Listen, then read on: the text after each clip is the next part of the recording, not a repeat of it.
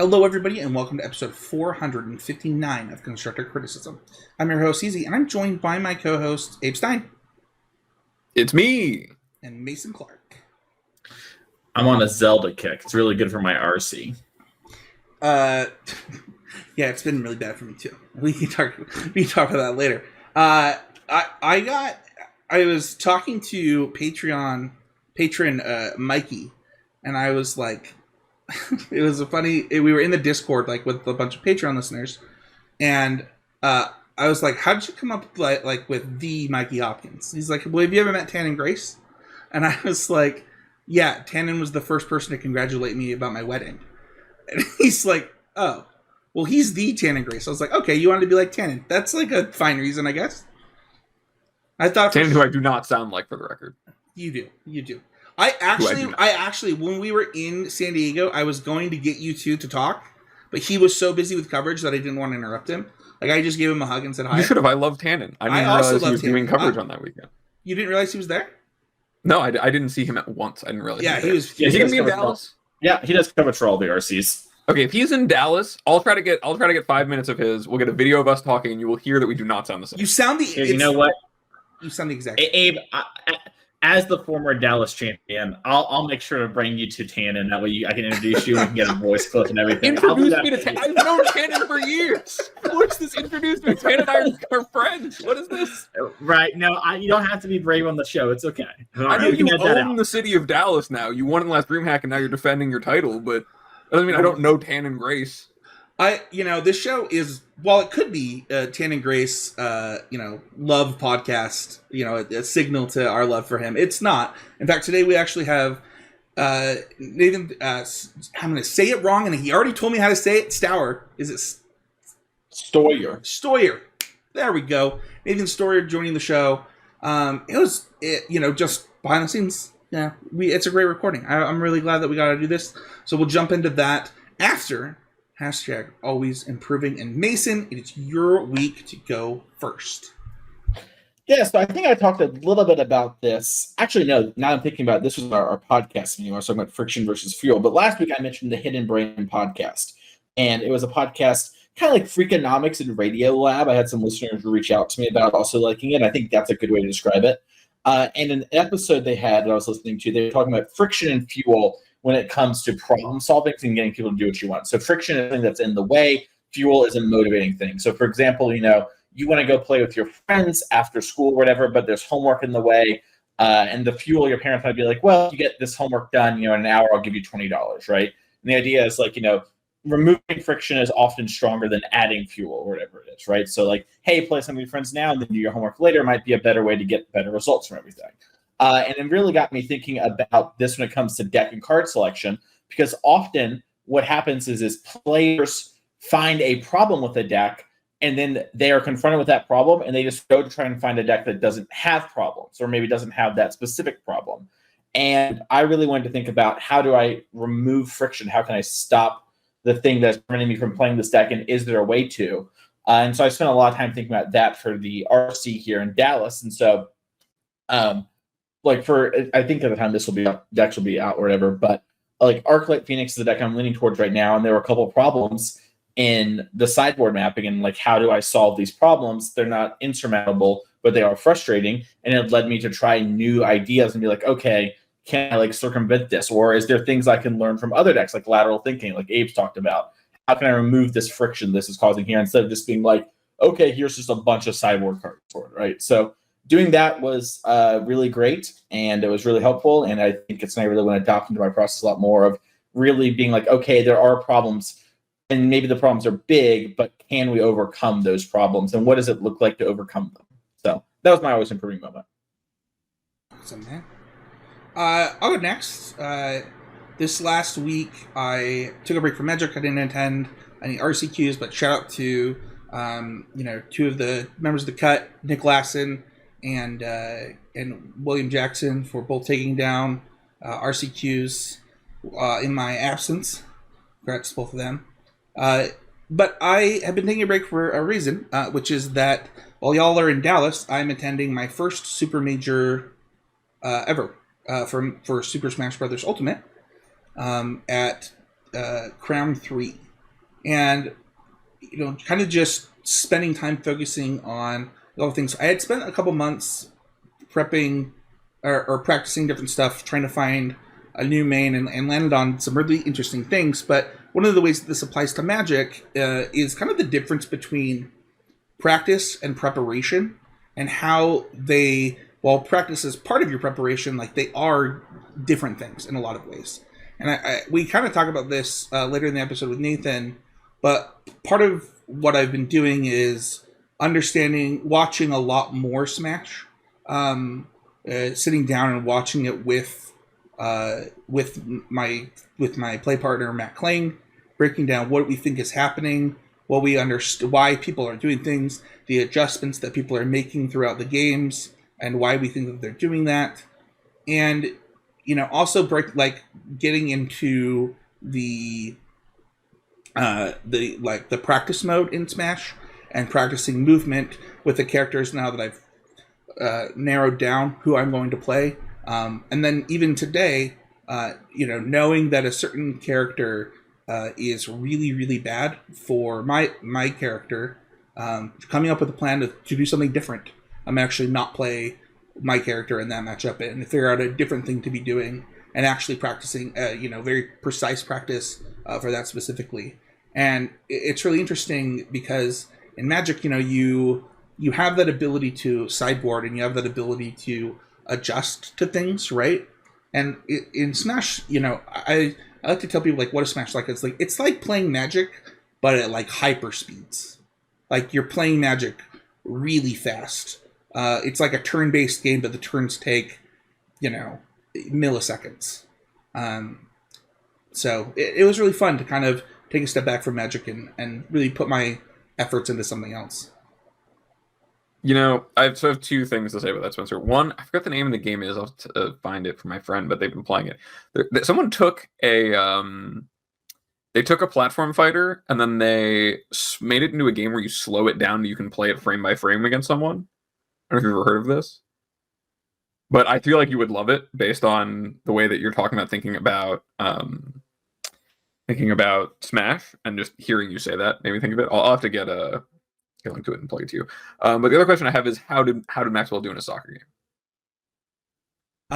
Maxwell didn't have a soccer game this weekend. A lot of people asked me that after the last episode. We got direct feedback that was really enjoyable. Maxwell actually didn't have a soccer game. I literally went downstairs Saturday morning. I was like, hey, what time's soccer? He's like, I don't have a game this weekend. I'm upset about it. I was like, okay, buddy, I'm sorry. Oh my god. He was ready to go though. Yeah, he's in. I should say that on the show. I really appreciate the number of people that enjoyed that peek into parenthood and personal life stuff. I got messages. We got stuff in the Discord. It meant a lot. It was my tear up. It meant a lot to me. So, well, with that out of the way, yeah, go ahead before I cry. My always improvement this week actually comes kind of from I was at the state of disillusionment with Pioneer I talked about on the podcast a couple weeks ago, and I really started playing. I started playing Lutri as kind of like a way to half combat that, half really understand the breadth of the format. But now looking forward to the RC this weekend, something I've been reflecting on is really trying to ensure that the RC I'm playing is fun. I'm pretty settled on stock green. It's just felt really good for me whenever I've been playing it. I think it's hard for it to be too wrong a choice. And one of the things that I felt really kept me engaged and led to me, really having a positive performance in spite of, a shaky start in San Diego, was that I was having the most fun playing the format that I had in forever. And while I still am kind of not the most in love with the Pioneer format right now, I've been trying to just think about ways to ensure I'm not coming in burnt out, and I'm not coming in a way that's going to lead to me not having fun. Because I feel like when I'm having fun, I'm going to do better in the event. And in general, when I'm having fun playing Magic, even the RCQ I won last weekend, I was having a blast kind of just laughing at the fact that I'm playing stock green. And, it's still just a very good deck and people still don't play it. And it makes me question them. But really just trying to embody that and finding ways that I'm going to be intentional about making sure I'm having fun this weekend so that I can play my best. Because I think when I'm playing my best, and I'm playing a good deck, I have my best chance. So that's what I've really been focusing on this week, especially after a couple weeks of the RCQ grind and being ready to throw myself into the RC as well. Awesome. Well, that is going to do it for Always Improving. If you want to support the show directly, the best way to do that is head over to patreon.com/ccmtg, become a patron of the show. Every patron gets a shout out, which I think we might have missed Leo last time, and I just want to make sure that he gets his shout out. So Leo, thank you so much for joining the show, and we really appreciate you.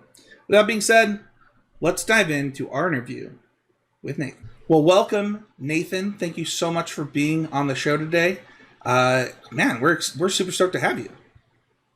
Yeah, I'm super happy to chat with you guys and give some of my thoughts and share. I mean, yeah, it's a pleasure. Well, I think that the best way to bring you in is kind of talk about, you're the 2022 world champ. You've won a pro tour, won multiple mocks. Really, I'll say it if nobody else will. But maybe the best player in the world right now, if not just de facto the best player in the world right now. How does it feel to be introduced like that?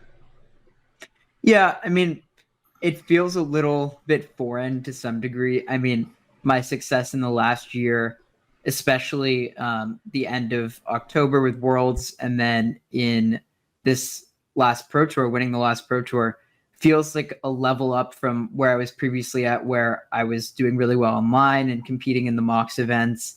A lot of what I've noticed is a big difference between the two and where I see myself now is I think I've really upgraded my ability to navigate these really tricky and complex signals from the opponents. And I think that one thing I struggled with for a little while is, I had a pretty good understanding of each matchup and my role, and I think a good plan, but where my strengths lie that I think kind of separates me from a big group of players is I have a pretty good technical understanding of the opponent's psychology, what their plays making, what plays are they making, and what does that mean about the rest of their hand. And so if I had to navigate towards one skill that I've improved the most upon, it's how I can effectively hand read, which is also something that I've learned how to teach others. And that's what I think is one of the biggest factors in having a competitive edge. Can I ask, is that something that you worked on directly? Something that you worked really hard on? Yeah, I would say that it's specifically something that I've spent a ton of hours watching replays and trying to pay attention to what signals I might be missing. Also, it's not really very intuitive how you go about practicing this skill. And so one way that I've learned how to practice it is I do this when I do coaching and other sorts of ways of teaching others. And I think it's something that I've integrated quite well. But I start the game by paying attention to exactly what my opponent's lands are. And I use the frame of what's the best possible play my opponent can make this turn. And so starting with that frame, I keep a notes pad next to me, especially when I'm playing online to get better at this with one. If they made their best possible play, great, I can move on. But if they made something that I've identified as, their second best play or their third best play, we can even say, starting from an example of if my opponent plays a swamp over a Hive of the Eye Tyrant turn one, I'm going to immediately notice that now and think, okay, they're maybe a little bit more land light than I would otherwise expect.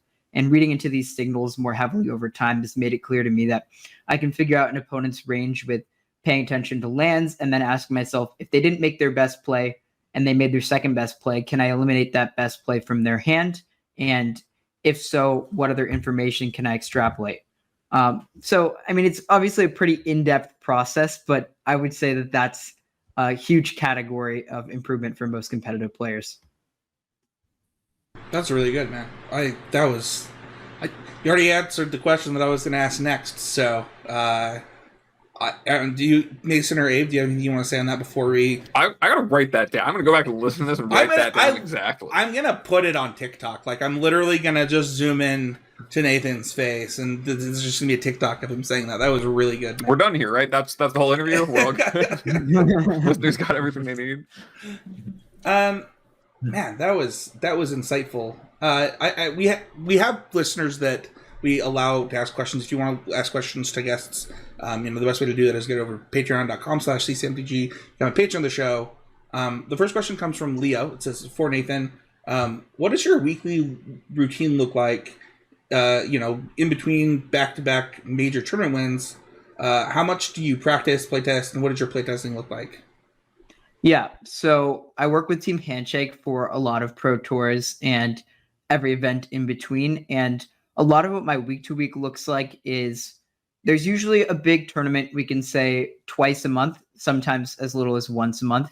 And in between the tournaments, I coach full time, which means that about 20 hours a week are spent helping others improve. And for me, that's a good way of staying sharp, meaning that when I'm helping other people, it doesn't only feel like I'm trying to teach them skills. It's keeping my own skill set sharp and keeping my mentality about it quite sharp as well.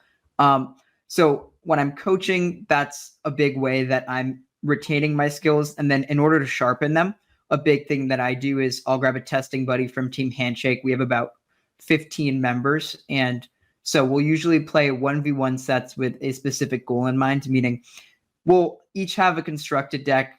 For example, for the upcoming Pro Tour, we are testing Modern, and we've already gotten a little bit of a head start on testing Modern. And so we would, let's say we want to figure out, is the Creativity versus Rhinos matchup close?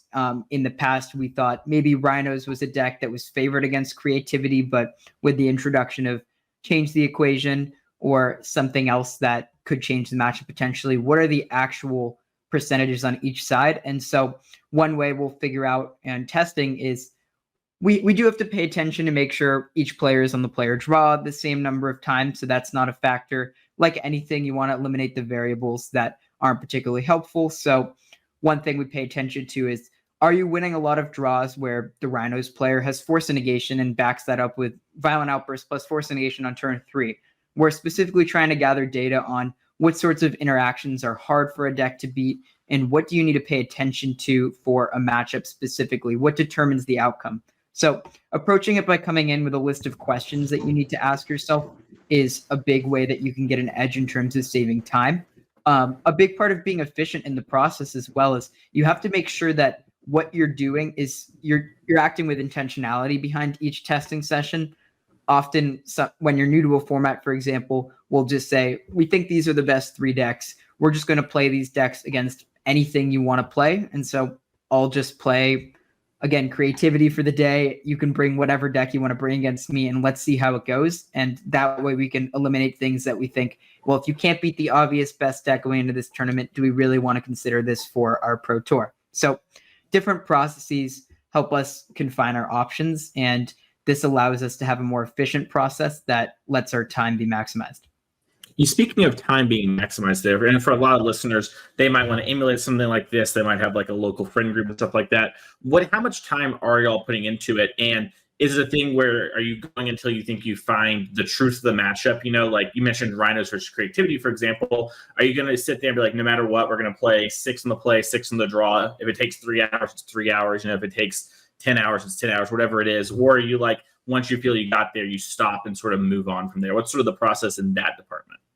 Yeah, so it's very contextual, obviously, but a big part of this is some questions are more valuable than others. Like you were saying, like Creativity versus Rhinos is going to be a format defining thing. And so we kind of need all hands on deck. It's small data points. So if I finish a set of, 10 matches or even 10 games, whatever I have time for in a lot of chunk, and write up my conclusions, then we expect another set of 2 testing partners to do the same thing so that we can compare conclusions and make sure our biases going in aren't particularly strongly weighing what we decide is the right outcome. And otherwise, I feel that my typical allotted time is when I'm this far out of a tournament, I can expect to play about maybe 2 hours a day would be like a good baseline.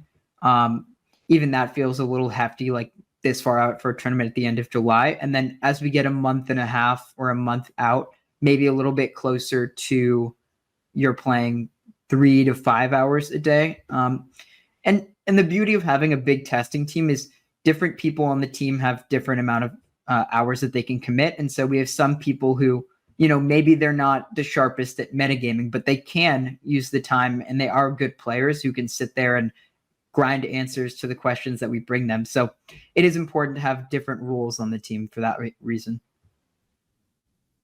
You're reminding me a lot of. You're making me reminisce about back when I was trying to get on the Pro Tour and we had Team Oasis games. It's interesting to hear you talk about the differences in like what the teammates bring to the table. And before we move on to the next question, because I don't want to spend too much time on this, can I ask how you compiled your team? Like how you guys? Is it just a bunch of friends? Is it like specific skill sets you were looking for? How did that come about? Yeah, so about 2 years ago, in the first year of COVID, it was, I believe, so the end of 2021. Was the end of 2021? Sorry. The middle of 2021, we formulated Team Handshake, which kind of expanded from the original vision pitched by Sam Rolfe. For those familiar with him, we had a team called Team Swan MTG that I was a part of. And after the first online set championship, we combined forces with Team 50%, who is Alan Wu and David Inglis, or Tangrams' squad of about 6 to 8 people. At that point, it wasn't so large. And so that group kind of amalgamated and made it so that we had a pretty consistent group of maybe 18 people. At that point, it was a little larger, but over the course of the last year and a half, we've had different people cycle in and out. And the biggest thing to note is that there have been about 10 members on the team that have been super consistent, stayed on the Pro Tour. And a lot of this is due to them recognizing what they need to do to support the team and make sure that the team keeps flowing. As for myself, I see my role on the team being that I have a very good ability to extrapolate information based on a smaller sample size of games. And so when I'm testing, I think that my intuition is quite sharp and that I can offer a lot of good insights into games that I watch as well. One thing that I actually struggle with in that regard is I'm not someone who can sit there and play as many games as I'd like in terms of raw numbers of matches. And so this means that my ability to be strong in theory can work really well for me, who doesn't need to play as many games. But for the sake of my team, I believe that one role I could do a better job in is playing more games, because that's where I can offer a lot of insights. And I think that my technical play can sometimes warp certain matchups depending on my opponent. And so that's something that I'm a little cognizant of, which is I think that I have pretty good technical understanding of the game, and you have to know what information you can actually take away from certain matches. That's one small part of it. Yeah. You kind of talked about this next question a little bit, but Donnie asks, what is your process for selecting a deck to work on? Not decks for a specific tournament, but selecting the deck that's worth it to learn and revise. Yeah. So to select the deck that's worth it to learn and revise, to me, that kind of strikes me as like, well, whatever deck I think I want to learn is a deck that I think is going to, so you go into every tournament, and before the tournament in your prep, at least for me, I'm going to have some biases into decks that I like in terms of things that I think play to my strengths, whether that's just playing mid-rangey interactive games of Magic or trying to do something where I'm disrupting my opponent with counter Magic. I think that I typically bias towards these sorts of interactive archetypes in general. But one thing that I've learned from the last Pro Tour, actually the last Pioneer Pro Tour in Philadelphia, was that I need to sort of drop some of these assumptions at the door. For example, for that tournament, I decided that I was going to learn Lotus Field, which is a combo deck, and that's not really something that was usually in my repertoire. So that took a lot of active attention to skills that I otherwise sort of dismissed. I would say my process looks mostly like, does a deck that fit into my current skills look good in the format? If so, I'll start there. And if I'm starting somewhere, it means that I'm going to play some games of the deck and feel it out and see what the strengths or weaknesses of it are. And if I feel that I can make some improvements to it, I'll start by tinkering and iterating there. Naturally, with a very strong team, it means that my information that I have is going to change kind of rapidly as this deck or other decks similar to it start getting tested more. And so often what I'll notice is I like a deck, but I have to trust my teammates if they say, okay, this deck is really not doing it, after I do my own due diligence and play it myself against whatever they think is good against it. Yeah, I'm pretty happy to try to learn a deck by tinkering, practicing whatever deck fits closely to my set of skills is, and then moving on to the next thing that my teammates are a big fan of. Next question comes from Donnie. Or sorry, not Donnie. The next question comes from Derek. He says, as a new player entering the modern format, Rhinos looks like a good entry point. How would you approach learning Rhinos and modern to a beginner?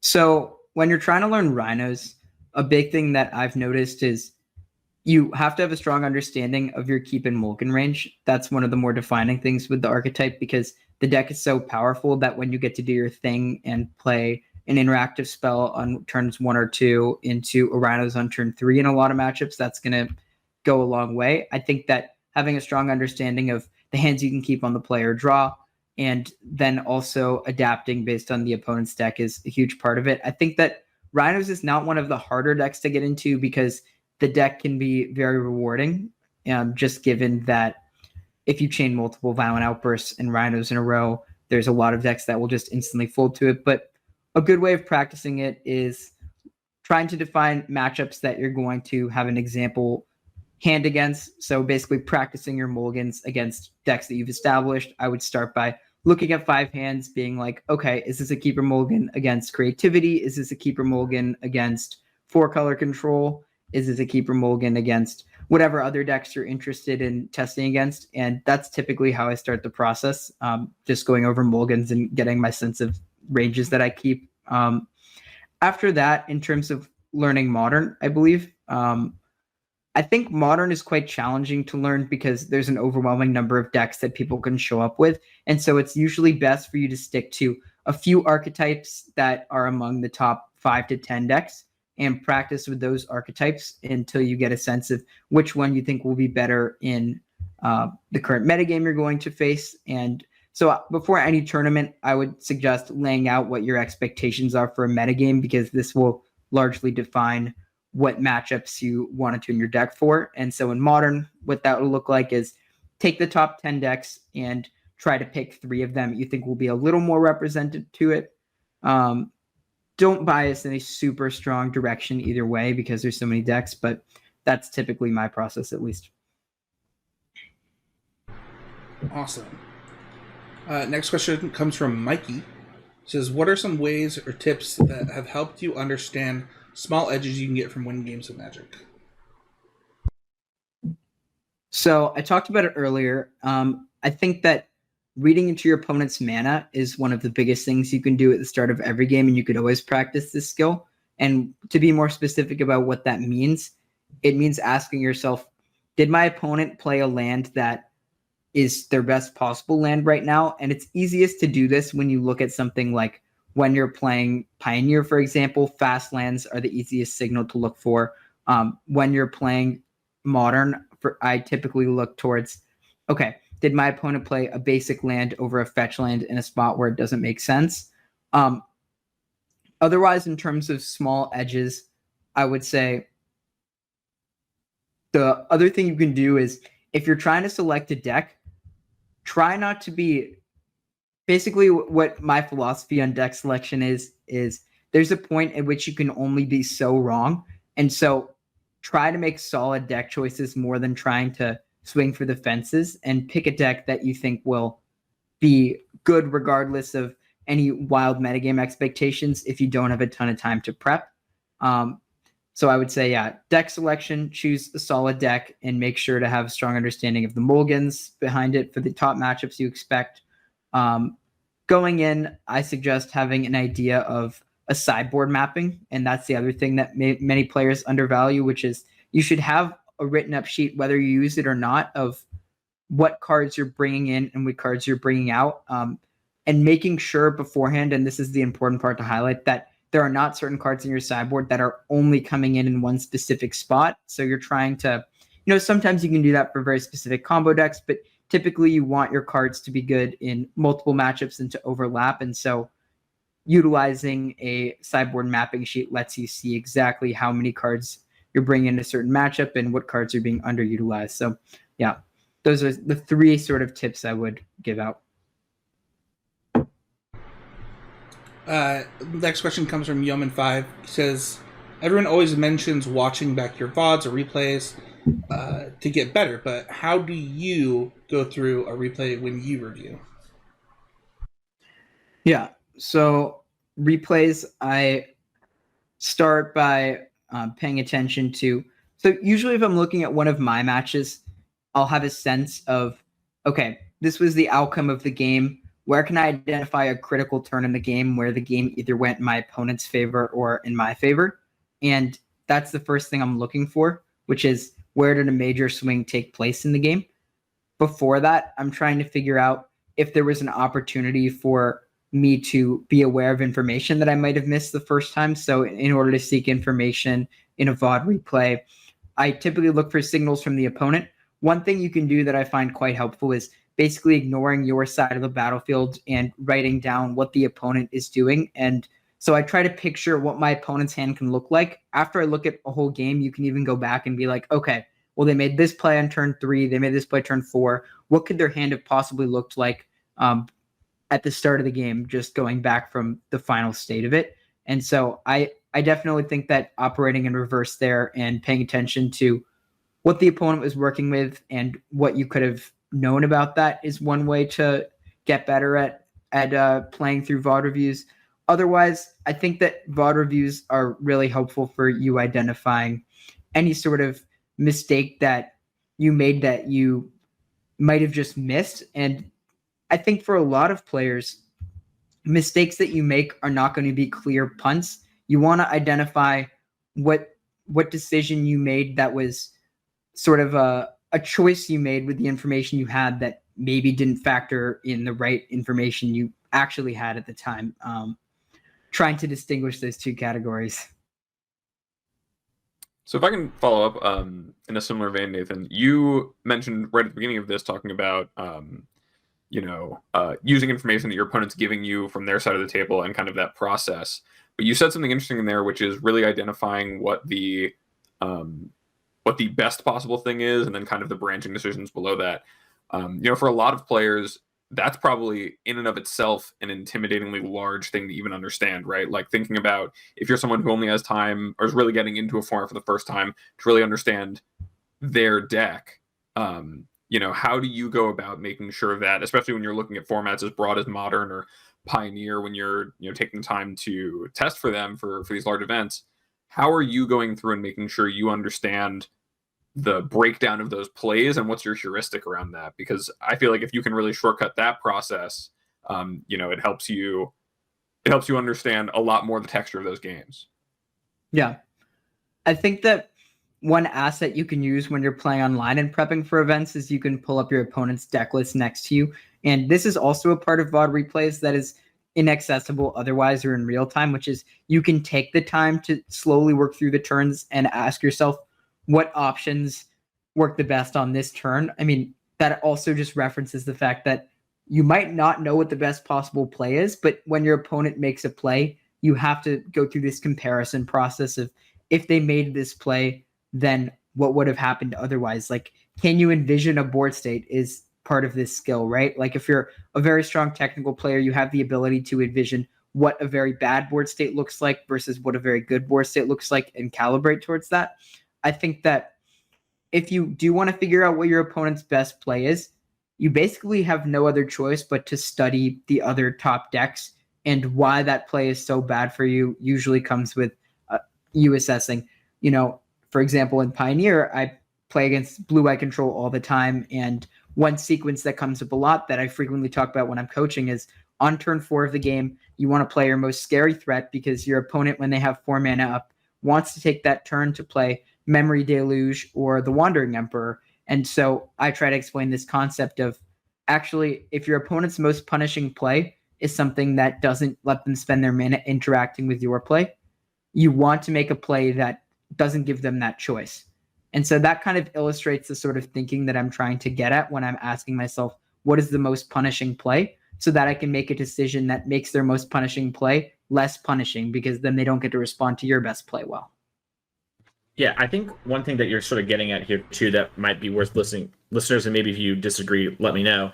But when you're watching these replays, like on Modo, if you don't know, Modo records all your games, listeners, and you can just go to your game history and watch them. You're like pausing and thinking on the turn. You're not just like having it play in real time and very quickly go by. You're stopping and being like, okay, this, and spending 2-3 minutes, thinking about the stuff, and then all right, move through the turn. All right, well, they did this. I forgot about that. What's going on here? Would you say that's what you're doing, Nathan? Totally. Yeah, I like that description. I feel like that summarizes the sort of tempo and pace of the process that you need to go through it. Think about whatever pace you played that game at, and then add 2x that to the speed of the replay. The replay is meant for you to really hone in on this specific game and how it broke down. And so you're pausing in the most complex spots, and try to take your time when you don't necessarily have it in the moment. Yeah, I want to ask a follow-up question to this, because I think that a lot of people kind of want to know where to start from here. And one of the things that I don't think is clear so far from this conversation is how much of my time should I be doing this versus actually playing games of Magic? Yeah, that's a great point. So I think the best time to do replays is right after a match happens that you feel like you don't really know what the outcome of it, like why it ended in a certain direction. What I frequently see is a game slips away from someone, or it slips in your favor, and you're not exactly sure why. Sure, you top decked a card, but is that really the reason why the game went in your favor? I would say that it all depends on the testing partners that you have available to you. Like for myself in the past, I think I've spent entire weeks where I guess this was probably 6 months ago or so, where I just spent a week going through replays and just trying to figure out what was happening given mocks matches and studying for those. But in terms of how much time you can allocate to both of them, maybe you could say that 66% of your time should be playing games and the other 33% should be spent replaying them, just as a heuristic. I got to challenge you. I'm really sorry. What percentage of my time should be studying those top decks then? Ooh, well, that leaves about 1%, right? No. I think He's that got you there. He's not wrong. Yeah, I think the math. Let me check the math really quick. it's just simple math, Spencer. Yeah, I mean, I hate to like. You're right, Nathan. Once These are again, kind of Nathan wins at something. I hate to see it. Yeah. I mean, for studying these decks, I suppose that a big portion of playing should also be that you are spending your time figuring out what the opponent's deck is doing. So once you're more familiar, then you should get more into gameplay. I think studying is almost a prerequisite of playing games in some regard. So that's how I would categorize the two. Nice. I like that answer. Let's see here. I think we only had one more question. Nathan, this comes from Adrian. Nathan, can you go over how you set aside enough time for school, enough time to continue to improve and test for Magic tournaments? And can you give some tips on how to use your time effectively? I think you've done some of that, but yeah, whether it's for Magic or other things, though. Yeah, this is the part where trying to balance life skills with Magic can be a little bit imposing. And honestly, it's why I had to drop out of college in order to pursue Magic full time. It's very hard for you to split your attention in multiple directions when being at the top of Magic and performing really well at tournaments takes up a ton of brain space. And so what I would recommend is, if you're trying to juggle both school and Magic, figure out how you can prioritize what's more important to you at the present moment. Like if you have something upcoming in school, I would say maybe you have to just take some time off of Magic. I mean, what's really hard is, how do you do well in these tournaments and have good prep and then also balance it with something else? For me, that's involved a ton of scheduling.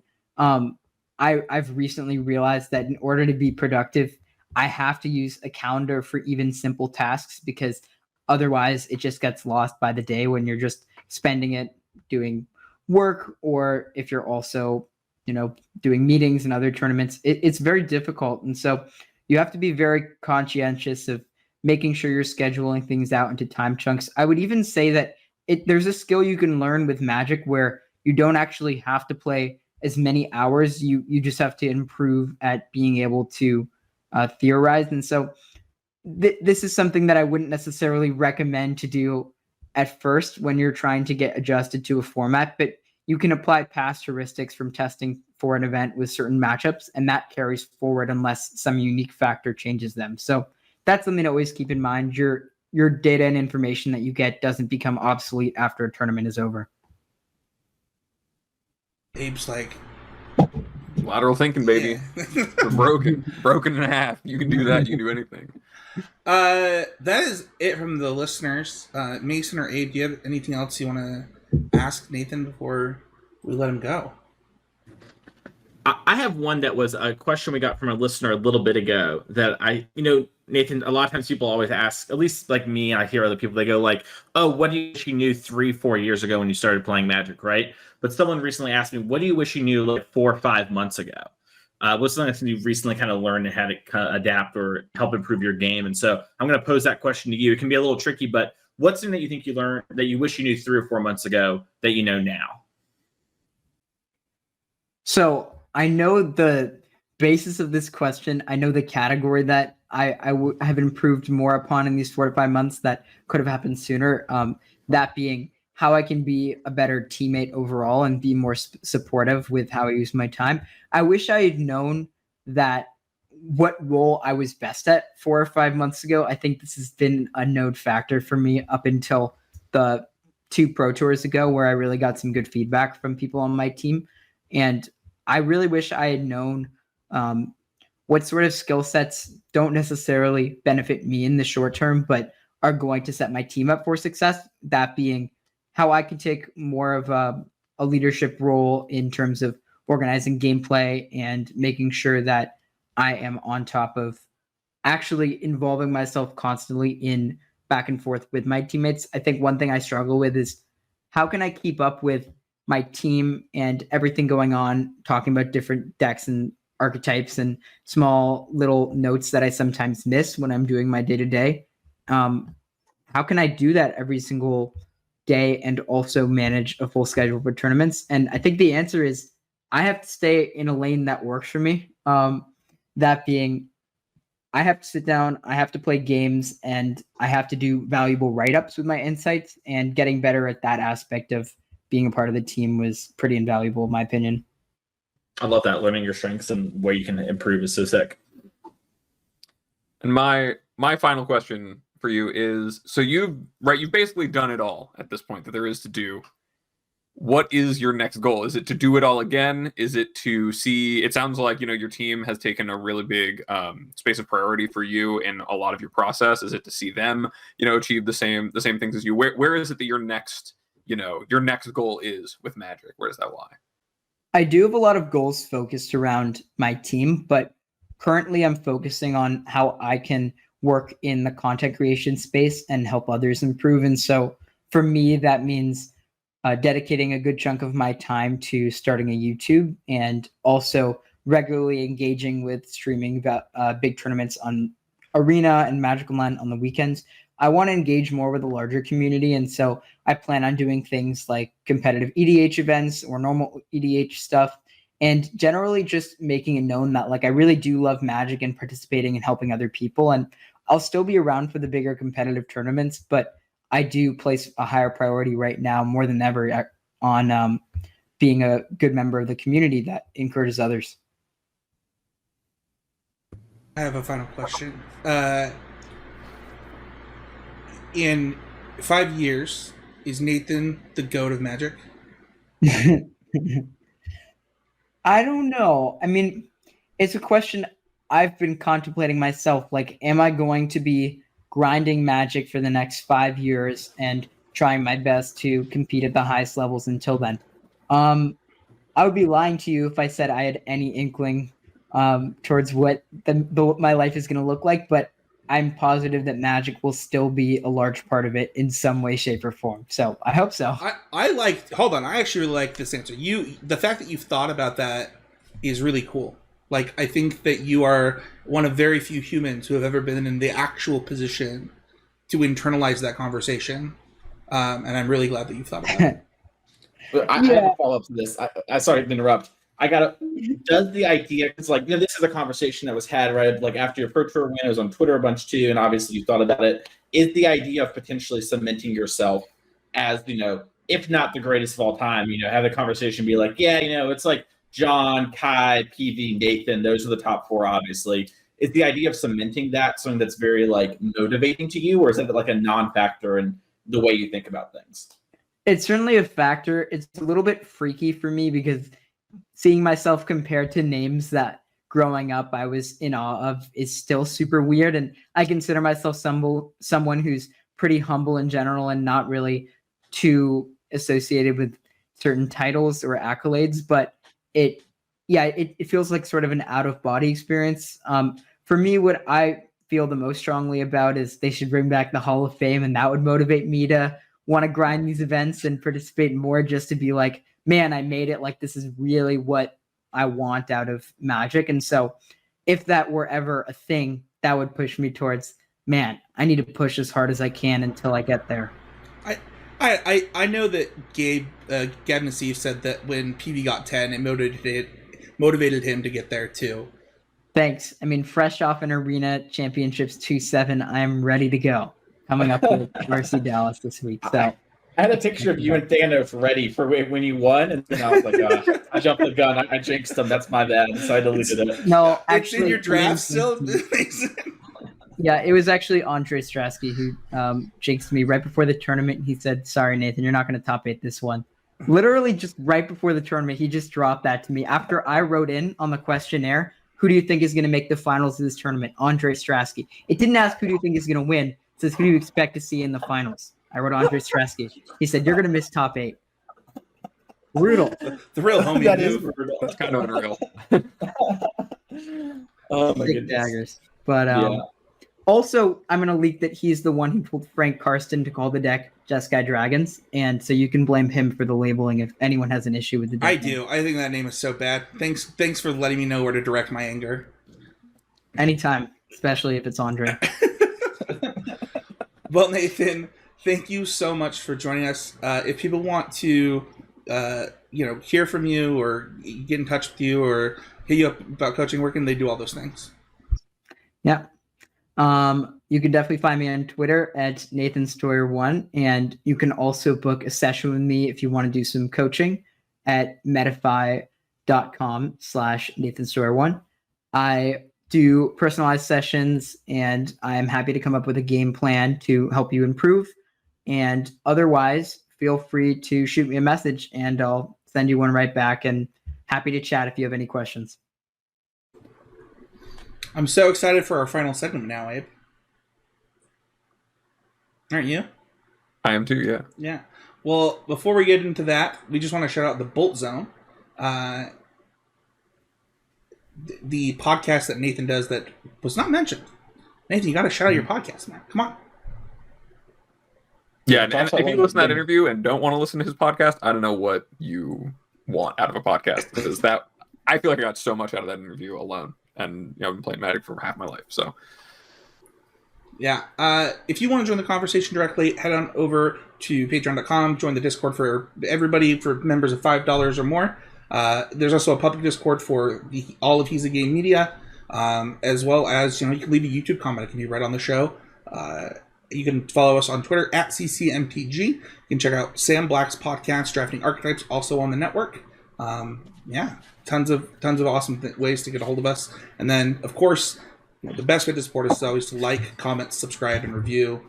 It really does help the show out. It helps people find us, and it means the world to us. If people want to find you directly, Mason, where they can do that?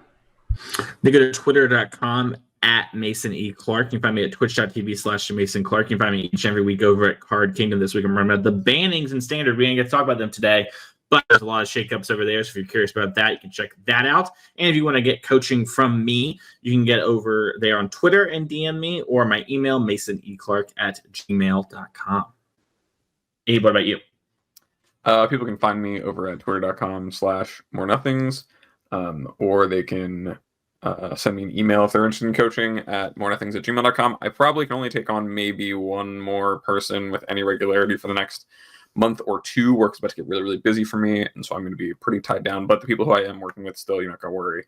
We've already talked about that. But yeah, you can find me over Twitter. See me talk about music mostly these days because music's really good. Find me at Spencer13H. You can find me each week on the Need to Nerd podcast, where we talk about nerd culture, gaming, anime, movies, TV, all that kind of stuff. And then every month or so on Smash Through, an always improving podcast about Smash Bros. As well as I am taking more coaching people now, just because we're on 3 weeks without a job. But I'm gonna be, hit me up. I'm gonna offer discounted rates. So just hit me up. The best way to do that is probably just email me at spencerhowland@gmail.com. Just to make sure that I see it. And yeah, with that being said, though, I want to know, Mason, what did you learn this week? This might sound a little funny. I was thinking about you even say this, but it was very validating to hear Nathan talk. I think a lot of the stuff Nathan talked about today were things that I have been doing in small doses, and I just need to continue improving on.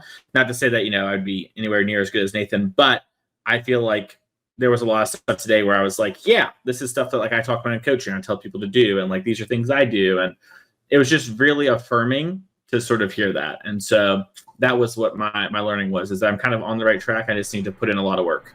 Yeah, I think that the validate, I don't know why you don't even feel bad for being validated. I think that both the show, the premise of the show, how we've talked about teams in the past, how we've talked, he highlighted a lot of things that we have covered in the history of the show, the way that we talk about them. And it goes to show that, I don't know, that the show's built on principles that are, the show has a solid foundation. And I think that your coaching probably is the same way. Mm-hmm. Spencer, what about you? What did you learn from this week? I learned that when you're really, really good at something, you probably will think that you could be the goat at it. That's a joke. But there were some really interesting moments where he was talking about. I want to say what mine is, but it's so bad. I was really validated that he said he dropped out of college to focus on Magic. I know that sounds bad, and you have to be crazy good at Magic to do that. But there are so many people that think that they've got it, or they think that they got it, and he went through the process to find out that he had it so that he could do it. And I don't know. I just think that that's really cool. Time management is really hard to do. And, I think that his advice about a calendar is how I used to be able to do all those podcasts every week and play, 40 hours of Magic a week and have a job and have a kid. I had to be so meticulous with my time, and it's exhausting. He didn't mention this, but as somebody who's done that, it is really tiring to have your whole life scheduled on a Google Calendar. Making sure that you have time for your wife, making sure that, it's a lot, but I think that his advice there was really good. Abe, what about you? I learned that against Nathan and probably most of Team Handshake, I should play my third best land on turn 2. That is what I learned. I learned that I can throw off their entire process by changing my land drops, and I should, but also really just thinking about how much information has passed from even just the small things was something that he really emphasized. And, thinking about that in terms of... It was really funny. Diverting that information, too. I actually talked about this in a coaching session, last month, where we were talking about what the information somebody's sequencing of lands gives you with different decks. And we were talking about a specific matchup. So it was really funny to hear him talk about that. Yeah. I'm just saying I'm playing that Sulfur Springs on 2 no matter how many lands are in my hand. I'll take a point of damage. I'll take 2. Worth it. Yeah, I think it's interesting, that sort of thing. I think another one, I wish I'd kind of brought up when Nathan was here to see what he thought on it. But Thoughtseize, a big thing I bring up in coaching is okay, they Thoughtseize you. What does that tell you about their hand, right? Because they're playing with perfect information, but you're playing with some more information than you were a second ago, right? Because they took something from you. And your hand is Go ahead, sorry. I was just gonna say, if your hand has like let's say 3 different strengths, I'm almost done with the lesson course on this one to have a Google slideshow ready in coaching. But it is one where it's like, if your hand had like Shieldred and Reckoner Bankbuster and Fatal Push, and they take a card, what does that mean, right? What could each one of those mean about their hand? And gives you a lot of information. It's like, well, wait, I think everyone thought, Shieldred was one of the best cards, but they took Fatal Push. What's going on? Well, they might have an answer to Shieldred, And so we talked about this in playtesting the other day, me, Matt, and Quentin, where we were thought seizing, and Quentin wanted to take Adeline, and then Matt was like, every person ever has taken Adeline out of my hand, even when I thought it was incorrect. And then we got into a conversation of like, what should we take? And we ended up taking the Adeline, but it was really interesting, like, conversation about like, well, is the Adeline actually to take? Shouldn't we take, like, I think they had the 2/2 that gives Ward 1. But it was an interesting conversation. Anyway, that is going to do it for this week's episode. Thank you, everybody, so much for listening. See you all next time with another episode of Constructed Criticism.